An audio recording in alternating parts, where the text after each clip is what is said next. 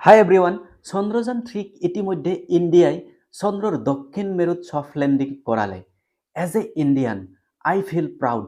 ধন্যবাদ ইছৰো, পুনৰ বিশ্বৰ বুকুত ইণ্ডিয়াৰ নাম উজ্বলাই তুলিলে। আমি সকলোৱে জানো চন্দ্ৰযান 3 এতিয়াও চন্দ্ৰত কাম কৰি আছে আৰু তাৰ সকলো ডাটা ইছৰোলৈ প্ৰেৰণ কৰি আছে। কিন্তু সেই চন্দ্ৰযান 3 পুনৰ পৃথিৱীলৈ ঘূৰাই আনিবনে? সেই বিষয়ে মই আজি এই ভিডিঅ'টোত আপোনালোকক কম। ভিডিঅ'টো শেষলৈ চাই থাকিব আৰু লগতে এটা লাইক কৰি দিব, চেনেলটো ছাবস্ক্ৰাইব কৰি ৰাখিব। চন্দ্ৰযান 3 চন্দ্ৰৰ পৰা পৃথিৱীলৈ উভতাই আনাৰ কথা পতাৰ আগতে আমি কথা পাতিব লাগিব 20 জুলাই 1969 চনৰ সেই দিনটোৰ কথা, যিদিনাই নাছাই প্ৰেৰণ কৰিছিল নীল আৰ্মষ্ট্ৰং আৰু বাছ এলড্ৰিনক। তেওঁলোকে কি টেকনলজিৰ দ্বাৰা পৃথিৱীলৈ ঘূৰি আহিছিল সেই বিষয়ে আমি প্ৰথমতে জানিব লাগিব। নীল আৰ্মষ্ট্ৰং আৰু বাছ এলড্ৰিনক চন্দ্ৰৰ বুকুত নমাই দিছিল এলাৰ্ম নামৰ এখন বাহনে। আৰু সেই এলাৰ্মৰ পৰা নামি নীল আৰ্মষ্ট্ৰং আৰু বাছ এলড্ৰিনে তাত নিজৰ দেশৰ পতাকা উৰাইছিল আৰু বিভিন্ন কাম কৰি পুনৰ সেই এলাৰ্মত বহিছিল। আৰু এই এলাৰ্মখন দুটা ইঞ্জিনৰ দ্বাৰা গঠিত।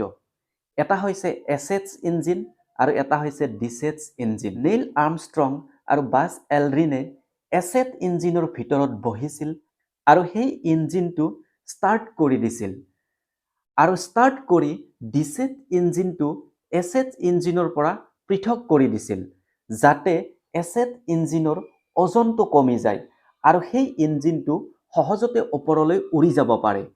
আৰু ডিচএচ ইঞ্জিনটো সেই চন্দ্ৰৰ বুকুতে এৰি আহিছিল।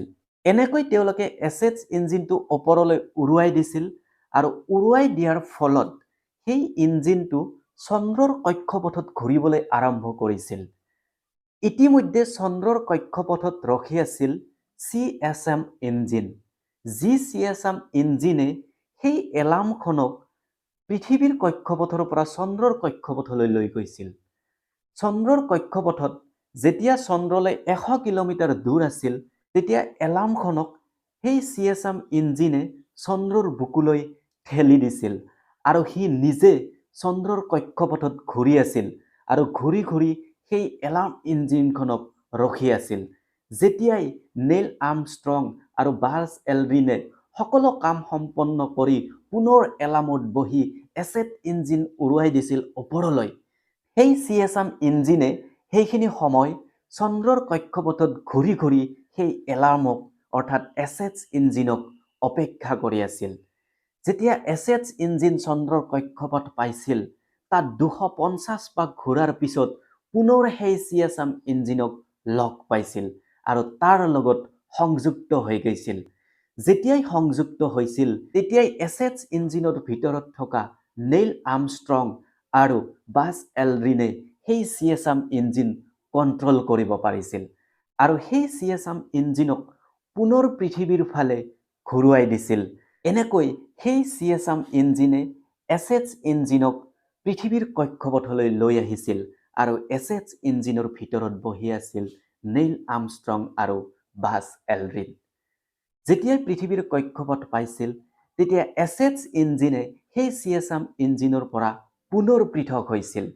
পুনৰ পৃথক হৈ প্ৰশান্ত মহাসাগৰৰ ফালে গতি কৰিছিল আৰু প্ৰশান্ত মহাসাগৰ পোৱাৰ আগে আগে সেই এছএচ ইঞ্জিনৰ পৰা নীল আৰ্মষ্ট্ৰং আৰু বাছ এলড্ৰিনে পেৰাচুটৰ জৰিয়তে প্ৰশান্ত মহাসাগৰত পৰিছিল আৰু সেই প্ৰশান্ত মহাসাগৰত নাছাৰ কৰ্তৃপক্ষই জাহাজৰ সৈতে ৰখি আছিল আৰু নীল আৰ্মষ্ট্ৰং আৰু বাছ এলড্ৰিনক সেই জাহাজৰ জৰিয়তে উদ্ধাৰ কৰি আনিছিল।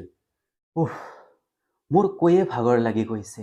কেনেকুৱা কাম সেই 1969 চনতে আমেৰিকাই কৰিছিল, নাছাই কৰিছিল। ভাবক, তেতিয়াৰ পৰাই টেকনলজি কিমান ডেভেলপ আছিল আমেৰিকাৰ। কিন্তু এতিয়া কম আমি ইণ্ডিয়াৰ চন্দ্ৰযান 3ৰ কথা। ইণ্ডিয়াই চন্দ্ৰযান 3 সঠিকভাৱে তাত লেণ্ডিং কৰালে। ইণ্ডিয়ায়ো প্ৰায় একে টেকনলজি ব্যৱহাৰ কৰিয়ে চন্দ্ৰলৈ চন্দ্ৰযান 3 পঠাইছে। সেই CSM ইঞ্জিন হিচাপে ইণ্ডিয়াই পঠাইছে প্ৰপলচন মডুল, যি প্ৰপলচন মডুলে পৃথিৱীৰ কক্ষপথৰ পৰা লেণ্ডাৰ বিক্ৰমক চন্দ্ৰৰ কক্ষপথলৈ লৈ গৈছে আৰু চন্দ্ৰৰ কক্ষপথৰ পৰা লেণ্ডাৰ বিক্ৰমক চন্দ্ৰত ছফ্ট লেণ্ডিং কৰাইছে আৰু লেণ্ডাৰ বিক্ৰমৰ ভিতৰত আছিল ৰবাৰ প্ৰজ্ঞান, যি ৰবাৰ প্ৰজ্ঞানে এটা মানুহৰ নিচিনা কাম কৰে, অৰ্থাৎ তাত বহুত হাই টেকনলজিৰ কেমেৰা ফিটিং হৈ আছে আৰু লগতে ছলাৰ ছিষ্টেম ফিটিং হৈ আছে। সেই কেমেৰাৰ জৰিয়তে সকলো তথ্য সংগ্ৰহ কৰি ছলাৰ ছিষ্টেমৰ জৰিয়তে পৃথিৱীলৈ পঠায়, অৰ্থাৎ ইছৰ'লৈ পঠায়, যি ইছৰ'ই কণ্ট্ৰল ৰুমত বহি সকলোবোৰ চাই আছে আৰু পৃথিৱীক জনাই আছে। কিন্তু ইণ্ডিয়াই সেই ৰবাৰ প্ৰজ্ঞান আৰু লেণ্ডাৰ বিক্ৰমক ঘূৰাই আনাৰ কাৰণে, অৰ্থাৎ পৃথিৱীলৈ ঘূৰাই আনাৰ কাৰণে কোনো টেকনলজি প্ৰয়োগ কৰা নাই বা প্লেন কৰা নাই। যিহেতু ৰবাৰ প্ৰজ্ঞান ছলাৰ ছিষ্টেমৰ জৰিয়তে চলি আছে, চন্দ্ৰত 14 দিনৰ কাৰণেহে সূৰ্যৰ পোহৰ পৰে আৰু 14 দিন এন্ধাৰ হৈ থাকে, অৰ্থাৎ সূৰ্যৰ পোহৰ নপৰে।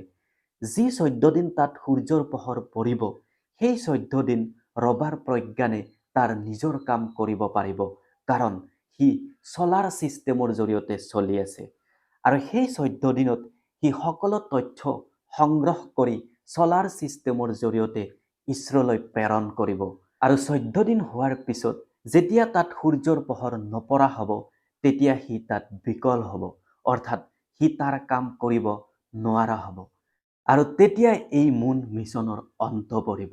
চ' ভাবক কেনেকুৱা টেকনলজি, ভাবিলেই কেনেকুৱা লাগে। যাবৰো ইচ্ছা যায়, অলপ ওচৰত থাকিলে চন্দ্ৰটো গেলুৱে হয়।